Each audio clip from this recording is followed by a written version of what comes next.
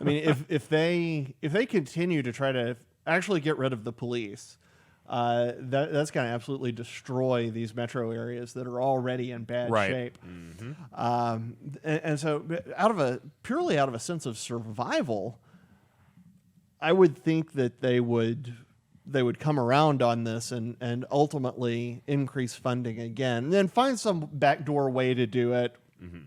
Issue a bunch of grants for community relations or something, then funnel that into the police department, outsource it to the police departments or something. I don't know. So police departments all across the country getting defunded, over the past year. The NYPD lost $1 billion from their budget. Minneapolis, I think it was $8 million out of their budget. Just, all these police departments, in response to the Black Lives Matter movement, they're like, you know what? Our police aren't doing a good enough job. So we're going to take away all of our money for training and resources. That's how we're going to solve that issue. That'll make Yep. it better. Yeah. And surprisingly, in Sacramento, a liberal city in California, the opposite is happening. They just announced that the police budget will be increased to an all-time high of $165.8 million in the next fiscal year. Now, sorry, that's $165.8 million more on top of the current budget. But yeah, that's like the highest increase that they've had ever. And it's really interesting to just kind of go through here and look at the facts. They're doing this despite the fact that the city has created a Department of Community Response that is meant to deal with like mental health issues and homeless individuals. The expendable police, right? They're the ones you send in first. They get shot, then the real police. From what I understand, I mean, I haven't looked into this, but from what I understand from listening to liberals talk about the solutions for this, that would just be a group of social workers going in with no weapons, going, "Hey, like canaries in a coal mine, sort of." If they go in and come back out, it's fine. If they go in and it's bad, they die. But at least the police then know what they're dealing with. Yes, and so This is really shocking almost to happen in a California city. And it goes to show that, this defund the police movement seems to be slowing down a little bit. And do you guys think that this trend will continue? Are we going to see more police budgets go back up after we had a whole year of just destroying and, defunding the police? Yeah. Or, are we just going to see this? Is this an outlier? Well, yeah, that's an interesting question. We ran a story, a few months ago. It was right after one city, I can't remember which one it was, defunded their police or did some amount of defunding. And I think it was a city councilman got mugged or something along those lines. Yeah. And then all of a sudden, the city council began asking why there was not enough police coverage. I think that was Minneapolis, wasn't it? It may have been. Yeah. I am terrible about remembering details like that. But something along those lines. I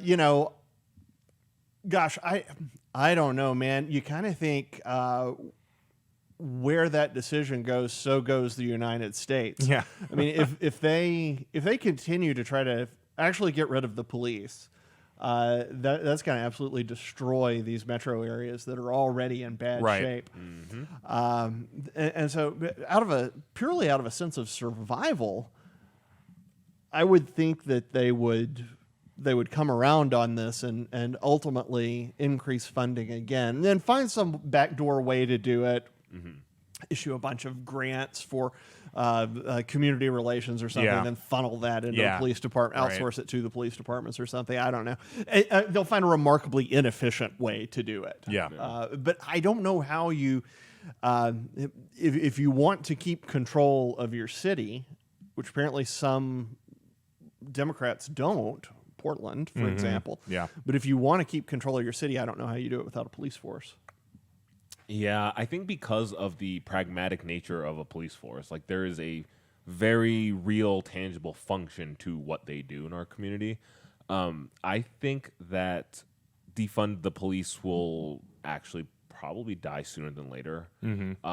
But, not to be too positive here, I actually think that's not so much like, hey, we need police. I think it's more of, I think the people at the top of groups like Black Lives Matter, disagree with them on virtually every fundamental level, but at the very least, I kind of respect the hustle. Like they have not. No, they've They hustle, and by that, and I mean that in the most pejorative sense possible. But I think there's a new grift for them to latch onto, because it feels like after the Chauvin, where I think we all talked about in the office, The human sacrifice. Yeah, after Yeah. Chauvin was essentially the scapegoat for every bad Yeah. cop ever. Yeah. It feels like some of the whole thorny issue was defanged a little bit, and I think we're gonna just keep heading in that direction.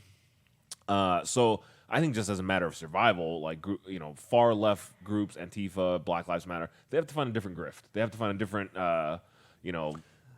shtick, to peddle.